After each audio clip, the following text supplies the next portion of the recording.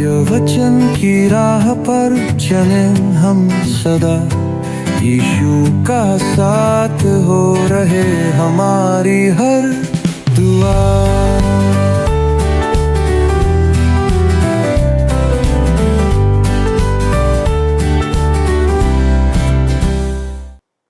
प्रिय दर्शकों, मैं आप सभी का, जी हाँ, आप सभी का क्रमबद्ध बाइबल अध्ययन कार्यक्रम सत्य वचन में हार्दिक स्वागत करती हूँ और आशा करती हूँ आप आज के अध्ययन के द्वारा अवश्य ही आशीष को पाएंगे।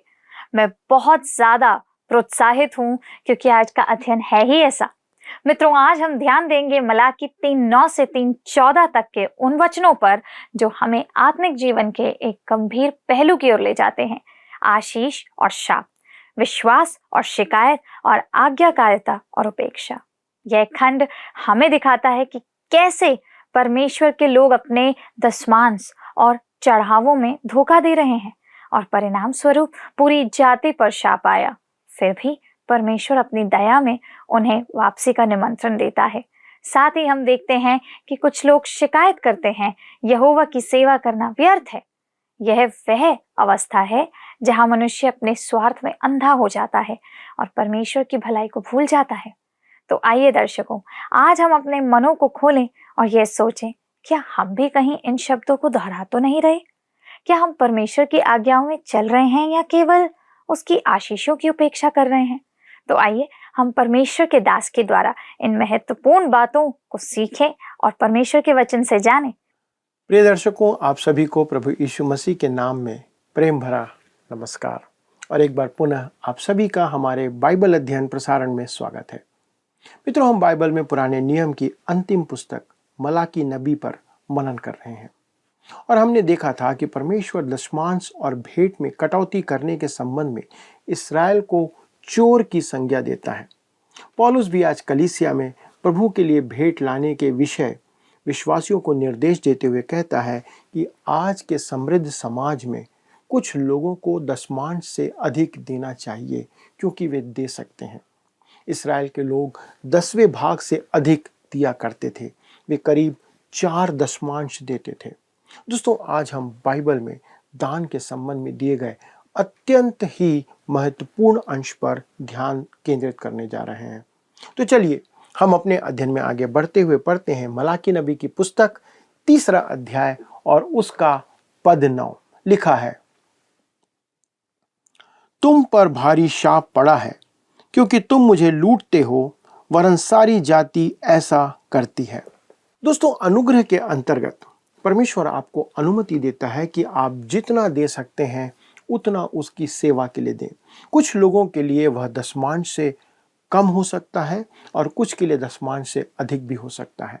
पर मेरे विचार में आज के समृद्ध संसार में रहने वाले कलीसिया के सदस्यों को परमेश्वर की सेवा के लिए अधिक से अधिक देना चाहिए। कुछ अनैतिक मसीही संस्थाएं ऐसी हैं जो अपने सदस्यों को मूसा की व्यवस्था के अधीन रखकर उन्हें उसका पालन करने और उसके अनुसार दशमांश देने के लिए बाध्य करती है, जिस कारण ये संस्थाएं बहुत धनवान बन चुकी हैं। आज उन्हें देखते हुए क्या आप यह नहीं सोचते कि अनुग्रह के अधीन रहने वाले को परमेश्वर की सेवा के लिए अपनी क्षमता के अनुसार परमेश्वर को देना चाहिए? दोस्तों, यही एक कारण है कि हम परमेश्वर के कार्य में वह आशीष नहीं प्राप्त कर पाते जो हमें मिलनी चाहिए।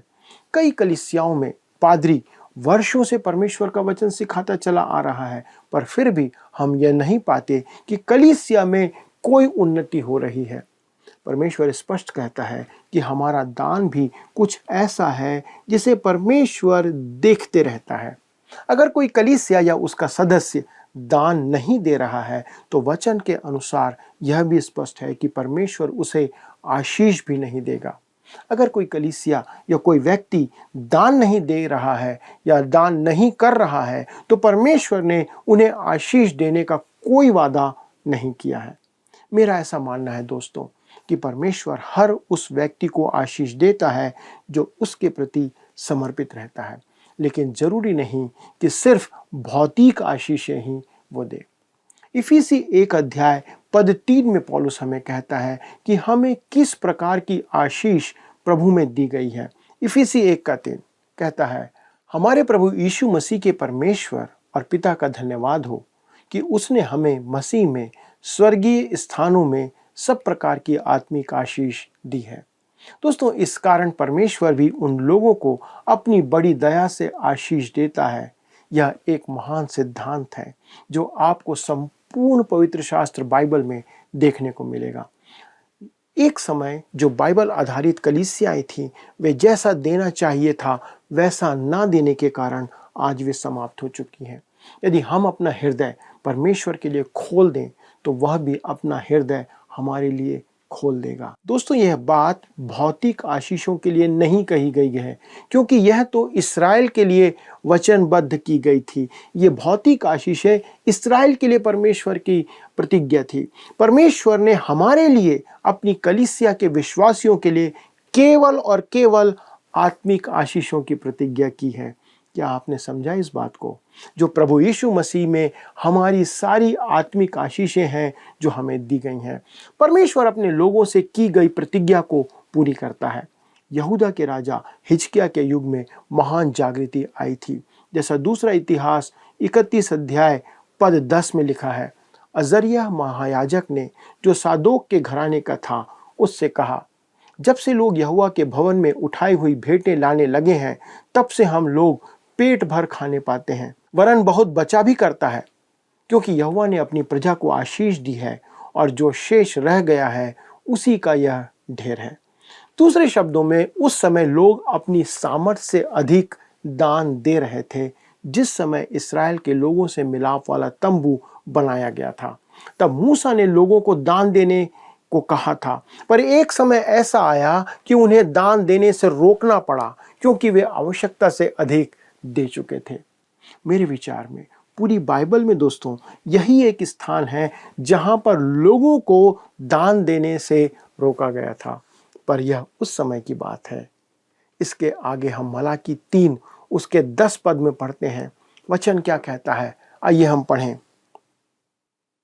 सारे दशमांश भंडार में ले आओ कि मेरे भवन में भोजन वस्तु रहे, और सेनाओं का यहोवा यह कहता है कि ऐसा करके मुझे परखो कि मैं आकाश के झरोखे तुम्हारे लिए खोलकर तुम्हारे ऊपर अपरंपार आशीष की वर्षा करता हूं कि नहीं।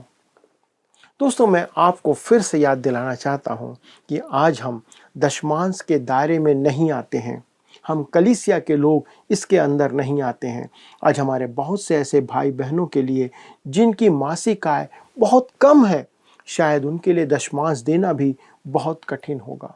दूसरी ओर कुछ ऐसे समृद्ध लोग हैं, यदि वे आय का अधिकांश भाग भी दे दें तो उन्हें कोई अंतर नहीं पड़ेगा, कोई फर्क नहीं पड़ेगा, परंतु वे ऐसा नहीं करते हैं।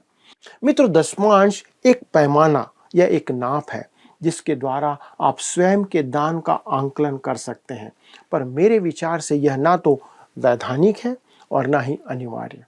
और जैसा लिखा है, सारे दशमांश भंडार में ले आओ।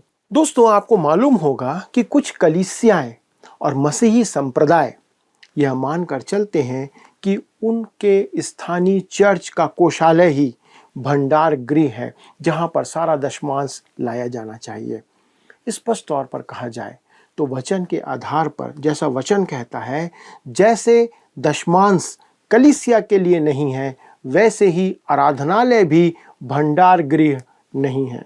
मित्रों, भंडार गृह मंदिर का भाग होता था तथा मंदिर के चारों ओर बहुत सी इमारतें बनी होती थी, जिसमें से भंडार गृह भी एक हुआ करती थी। जब लोग अपना दशमांश लाया करते थे तो वह भंडार गृह में रखा जाता था। और आपको याद होगा, नहम्याह 13 अध्याय के 4 से 9 पद में यह बात दी गई है। जब नहम्याह मलाकी नबी से कुछ समय पहले यरूशलेम आया था, तब उसने देखा कि तोबिया, जो परमेश्वर का विरोधी था, एक भंडार गृह में रह रहा था। दोस्तों, वह भंडार गृह इसलिए साफ किया गया था क्योंकि लोग उदारता से दान नहीं दे रहे थे और उन्होंने तोबिया के लिए उसमें एक कमरा बना दिया था। लेकिन नहम्याह ने उस जगह को साफ कराकर तोबिया का सामान खिड़की से बाहर फेंक दिया और उसे शहर से बाहर जाने को कहा। इसके बाद लोग भंडार गृह को फिर से भरने के लिए अपना दान लाने लगे।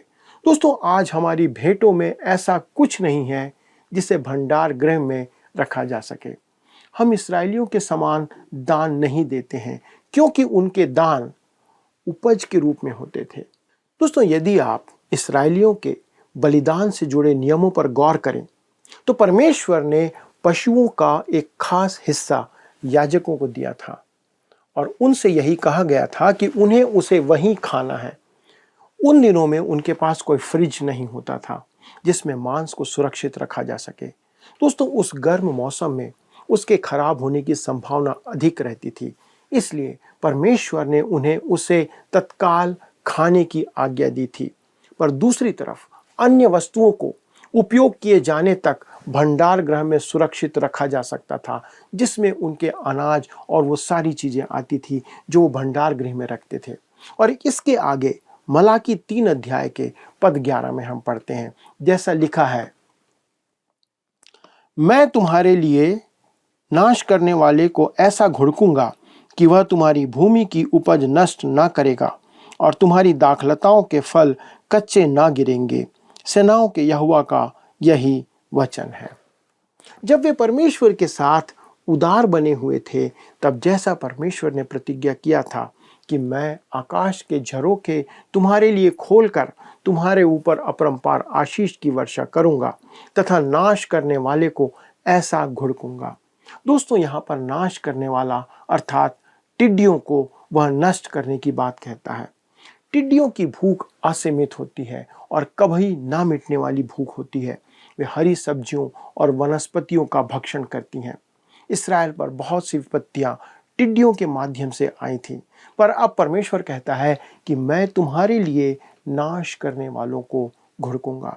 दोस्तों, आज भी उन राष्ट्रों पर परमेश्वर का दंड आता है जो उसका तिरस्कार करते हैं। मेरे विचार में यह इस बात को स्पष्ट करता है कि क्यों आज हमारे मध्य में अनेक प्रकार की कमी पाई जाती है। आज हम इस बात में आशीषित हैं कि हमने अकाल का सामना नहीं किया है, इस कारण शायद हमें भोजन की कमी का एहसास नहीं है। तब लिखा है, वह तुम्हारी भूमि की उपज नष्ट ना करेगा और तुम्हारी दाखलताओं के फल कच्चे ना गिरेंगे। सेनाओं के यहोवा का यही वचन है। दूसरे शब्दों में, उनके भंडार गृह भोजन वस्तुओं से भरे रहेंगे। तब हम आगे बढ़ते हैं और पढ़ते हैं मलाकी 3 उसका पद 12 कहता है, तब सारी जातियां तुमको धन्य कहेंगी क्योंकि तुम्हारा देश मनोहर देश होगा। सेनाओं के यहोवा का यही वचन है। जब इस्राएल के लोगों का परमेश्वर के साथ संबंध सही था, तब वे दूसरे देशों के लिए भी आशीष का कारण बने हुए थे। परमेश्वर के साथ ईमानदारी या सत्यनिष्ठा इस बात को प्रकट करती है। आप सत्यनिष्ठा के बिना पवित्रता प्राप्त नहीं कर सकते, इस बात को ध्यान रखें। यही बात उन राष्ट्रों के लिए आशीष और समृद्धि का कारण थी। जैसा जकरिया कहता है अध्याय 8 के पद 13 में, हे यहूदा के घराने और इस्राएल के घराने, जिस प्रकार तुम जाति जाति के बीच शाप के कारण थे, उसी प्रकार मैं तुम्हारा उद्धार करूंगा और तुम आशीष के कारण होगे। इसलिए तुम मत डरो और ना तुम्हारे हाथ ढीले पड़ने पाए। दोस्तों, यह बात भविष्य के लिए ठहराई गई है, पर परमेश्वर कहता है कि उस समय वह उन्हें अन्य राष्ट्रों के लिए आशीष ठहराएगा। ध्यान रखें मित्रों, जब इस्राएल परमेश्वर की सेवा में पाया जाएगा, तब वह दूसरे राष्ट्रों के लिए आशीष का कारण ठहरेगा। तो आइए दोस्तों, हम अगले पद पर आते हैं, पद संख्या 13 पर।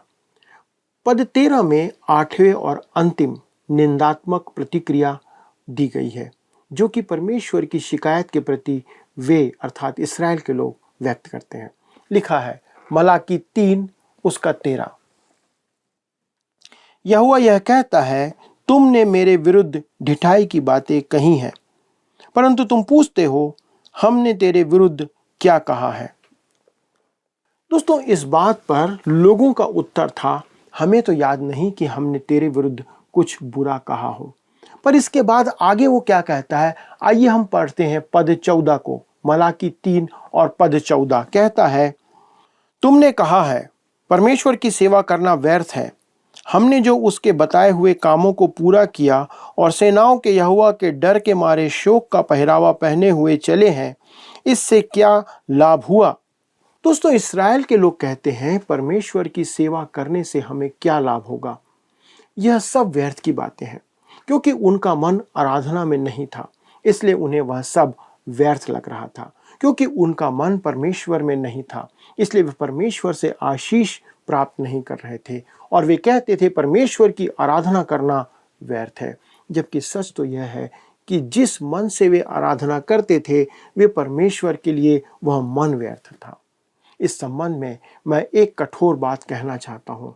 कुछ लोगों के लिए आराधना में उपस्थित होने से अच्छा है कि वे कहीं घूमने चले जाएं, क्योंकि उनके मन वास्तव में आराधना में नहीं होते हैं, यद्यपि वे चर्च में जाकर बैठते हैं।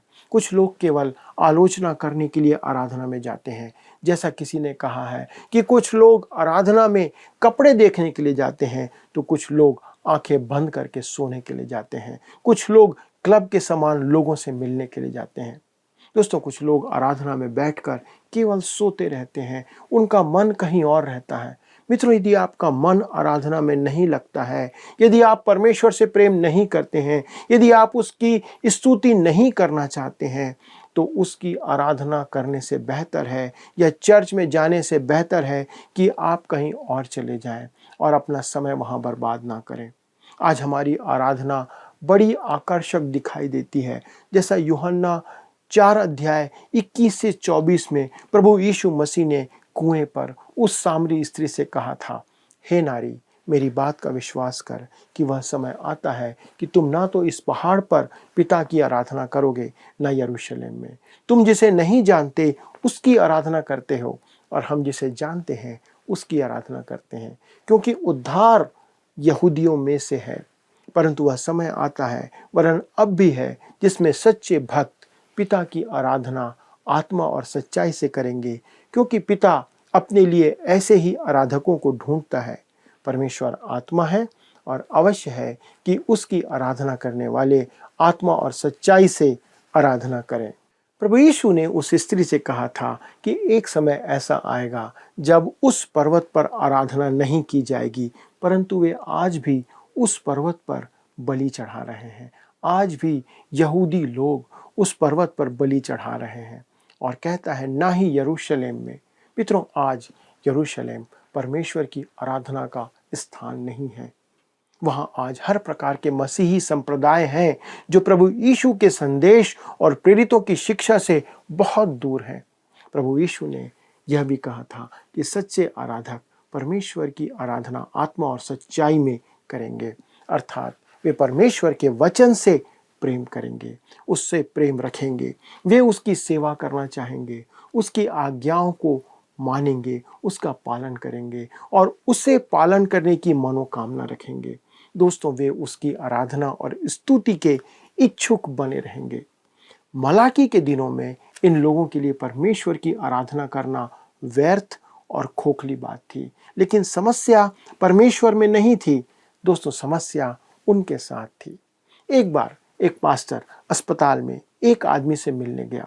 उसके कमरे के दरवाजे के बाहर उसकी पत्नी ने पास्टर से कहा कि डॉक्टरों ने कहा है कि उसका पति मरने वाला है, या मरने की कगार पर आ चुका है।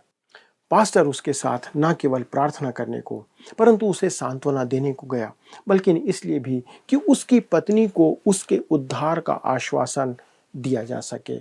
जब पास्टर अंदर गया, तब उस बीमार व्यक्ति ने पास्टर से कहा, पास्टर साहब, मैं ठंड से मरने वाला हूँ, क्या आप वह कंबल मुझे उड़ा देंगे? उस पास्टर ने उसे कंबल उड़ा दिया। दोस्तों, वह कमरा बहुत गर्म था, लेकिन उस आदमी को लग रहा था कि वह ठंड से मर रहा है। उसने कमरे और अस्पताल को दोष दिया अपनी मृत्यु के लिए। बहुत से लोग आज ऐसी ही स्थिति में हैं, जो कहते हैं कि जिस चर्च में वे जाते हैं वहाँ बहुत ठंड है, वो चर्च बहुत ठंडा है। पर आपको यकीन है कि क्या आपका चर्च ठंडा है? कहीं ऐसा तो नहीं कि शायद ठंड केवल आपको लग रही है? मित्रों, ध्यान से देखिए, क्या समस्या आपके चर्च में है या समस्या आप में है? आज बहुत से लोग चर्च जाते हैं, लेकिन उनका ध्यान चर्च में नहीं होता, उनका ध्यान वचन में नहीं होता, वे कहीं और ही रहते हैं। उन लोगों के साथ समस्या यही थी, परमेश्वर के साथ नहीं थी। क्या आप जानना चाहते हैं कि पवित्र शास्त्र बाइबल के अनुसार आराधना की वास्तविक परिभाषा क्या है? तो आइए मेरे साथ निकालिए यशायाह 58 अध्याय और उसका पद 3। वहां पर लिखा है, वे कहते हैं, क्या कारण है कि हमने तो उपवास रखा परंतु तूने इसकी सुधि नहीं ली, हमने दुख उठाया परंतु तूने कुछ ध्यान नहीं दिया। सुनो, उपवास के दिन तुम अपनी ही इच्छा पूरी करते हो और अपने सेवकों से कठिन कामों को कराते हो। मित्रों, आप देख सकते हैं कि वर्षों पहले यशायाह के दिनों में भी उनकी समस्या वही थी जो मलाकी के दिनों में थी। वे उपवास रखते थे, वे दुख उठाते थे, परंतु परमेश्वर उनकी नहीं सुन रहा था। और आगे यशायाह 58:4 में लिखा है, सुनो, तुम्हारे उपवास का फल यह होता है कि तुम आपस में लड़ते और झगड़ते और दुष्टता से घूंसे मारते हो। जैसा उपवास तुम आजकल रखते हो, उससे तुम्हारी प्रार्थना ऊपर नहीं सुनाई देगी। परमेश्वर कहता है कि मैं तुम्हारे उपवास पर ध्यान नहीं देता हूँ। तुम अपनी रीति विधि पूरी करते हो और धर्म के ऊपर बहस करते हो। वे धार्मिक बातों पर वाद विवाद करते थे। आप धार्मिक अनुष्ठानों और रीति विधियों पर वाद विवाद कर सकते हैं दोस्तों, और आप वाद विवाद करके किसी निष्कर्ष पर तब तक नहीं पहुंच सकते जब तक कि आपका हृदय परमेश्वर के साथ सही ना हो। आप मुझसे असहमत हो सकते हैं दोस्तों, और मैं आपसे असहमत हो सकता हूं, पर यदि आप यह विश्वास करते हैं कि बाइबल परमेश्वर का वचन है, जैसा कि मैं भी करता हूं, तो हमें एक दूसरे के लिए बस प्रार्थना करने की आवश्यकता है कि हम उस वचन को जो यहाँ लिखा है उसे सही तरीके से हम समझें। यशायाह 58:6-8 में आराधना की वास्तविक परिभाषा दी गई है। जैसा लिखा है, परमेश्वर कहता है, जिस उपवास से मैं प्रसन्न होता हूँ वह क्या यह नहीं कि अन्याय से बनाए हुए दासों और अंधेर सहने वालों का जुआ तोड़कर उनको छुड़ा लेना और सब जुओं को टुकड़े टुकड़े कर देना। क्या वह यह नहीं है कि अपनी रोटी भूखों को बांट देना, अनाथ और मारे मारे फिरते हुओं को अपने घर ले आना, किसी को नंगा देखकर वस्त्र पहनाना और अपने जाते भाइयों से अपने को ना छिपाना। तब तेरा प्रकाश पांव फटने के समान चमकेगा और तू शीघ्र चंगा हो जाएगा। तेरा धर्म तेरे आगे आगे चलेगा, यहोवा का तेज तेरे पीछे रक्षा करता चलेगा। यशायाह कह रहा है कि जब तुम परमेश्वर की आराधना करने आते हो तो सुनिश्चित करो कि अपना जीवन ऐसा रखो जो वचन की पुष्टि करने वाला हो। यह बहुत आवश्यक है दोस्तों। परमेश्वर ऐसा जीवन चाहता है जो आपकी कही बातों को उसका समर्थन करता हो, उसे साबित करता हो, अर्थात जो आप कहते हैं आप वो करते हो। यहाँ हमारे पास पुराने नियम में दी गई आराधना की एक उचित परिभाषा है जिसमें प्रकट किया गया है कि हमारे रीति रिवाजों अनुष्ठानों का कोई महत्व तब तक नहीं है जब तक कि हमारा हृदय परमेश्वर के साथ सही नहीं। यही वह बात है जिसे हमें आज ध्यान रखना है और पूरी करना है। मित्रों, आज संसार में कर्मकांड बहुत बढ़ता जा रहा है, पर आज हमें यह विचार करने और जानने की आवश्यकता है कि परमेश्वर के सामने हमारे मन, हमारा हृदय कैसा है। क्या वह सही है या फिर गलत है? आइए विचार करें और इसके साथ ही हम प्रार्थना करें। स्वर्गीय पिता, हम धन्यवाद देते हैं पिता परमेश्वर आपके अनुग्रह और दया के लिए। प्रभु यीशु क्रिस्ट के नाम से विनती करते प्रभु हमारी सहायता करें कि हमारा जीवन प्रभु आपके सन्मुख ऐसा हो जो आपके वचन के अनुसार हो। अनुग्रह करें पिता परमेश्वर कि हम जो कुछ भी जीवन भर करते रहें वो आपकी महिमा के लिए होने पाए। सारी विनती को हम प्रभु यीशु क्रिस्ट के नाम से आपके सन्मुख रखते हैं और उसी के नाम से मांगते हैं, आमीन। प्रिय मित्रों, अगले प्रसारण में हम इस अध्ययन को आगे बढ़ाएंगे और मुझे उम्मीद है कि आप हमारे साथ फिर से शामिल होंगे। तब तक परमेश्वर का अनुग्रह, उसकी आशीष आप पर, आपके पूरे परिवार पर बनी रहे। प्रभु आपको आशीष दे। आइए अब हम प्रश्नों को देखें। पिछले प्रश्न का उत्तर है डी, व्यवस्था के अधीन नहीं है। आज कलीसिया दशमांश देने की व्यवस्था के अधीन नहीं है। आज के अध्ययन पर आधारित प्रश्न है, किसके दिनों में इस्राएलियों के लिए परमेश्वर की आराधना करना व्यर्थ और खोखला था? ए. यशाया, बी. जकरिया, सी. मलाकी, डी. यिर्मयाह। मित्रों, इस प्रश्न का उत्तर हमें कल सुबह 6 बजे से पहले विकल्प A, B, C या D के साथ अपना नाम, पता, स्थान के साथ 9651433397 पर SMS या WhatsApp करें। प्रिय मित्रों, आज के अध्ययन से हमने देखा कि मलाकी हमें एक बहुत स्पष्ट और चुनौतीपूर्ण सच्चाई बताता है। जब हम परमेश्वर की बातों की उपेक्षा करते हैं, चाहे वो दशमांश हो या सेवा का मनोभाव, तो उसका प्रभाव केवल हमारे धन या कामकाज पर नहीं, बल्कि हमारे आत्मिक जीवन पर भी पड़ता है। परमेश्वर अपने लोगों से कहता है, तुम लोग मुझे शाप देते हो क्योंकि तुम सारे जाति सहित मेरे साथ धोखा करते हो। और फिर लोग कहते हैं, यहोवा की सेवा करना व्यर्थ है। यहाँ पर हम देखते हैं कि जब मनुष्य परिणामों पर केंद्रित होता है और परमेश्वर से केवल लाभ की अपेक्षा करता है, तब उसका विश्वास डगमगाने लगता है। लेकिन परमेश्वर चाहता है कि हम उसे निष्ठा और प्रेम से सेवा करते हुए करें, लाभ के लिए नहीं बल्कि उसकी महिमा के लिए करें। तो आज सवाल है, क्या हम उसकी आज्ञाओं में चल रहे हैं या केवल आशीषों की तलाश में हैं? क्या हमारी सेवा सच्ची है या शिकायतों से भरी हुई है? मित्रों, आइए हम पश्चाताप करें और ईमानदारी से परमेश्वर के पास लौट आएं और उसकी सेवा को फिर से आनंद और आदर का विषय बनाएं। परमेश्वर आपसे, मुझसे यही चाहता है। इस अध्ययन को दोबारा देखना चाहते हैं या किसी के साथ साझा करना चाहते हैं तो हमारे YouTube पर जाइए, वर्ड रिसाउंड्स हिंदी में आप इसे पुनः देख सकते हैं और आगे किसी के साथ साझा भी कर सकते हैं। अधिक जानकारी और प्रार्थना के लिए आप दिए गए नंबर पर संपर्क कर सकते हैं, जो कि है 9651433397। हमारे परामर्शदाता आपकी कॉल की प्रतीक्षा कर रहे हैं। क्या आपको यह कार्यक्रम पसंद आया? अभी हमें एक मिस कॉल करें और आप अगले विजेता हो सकते हैं।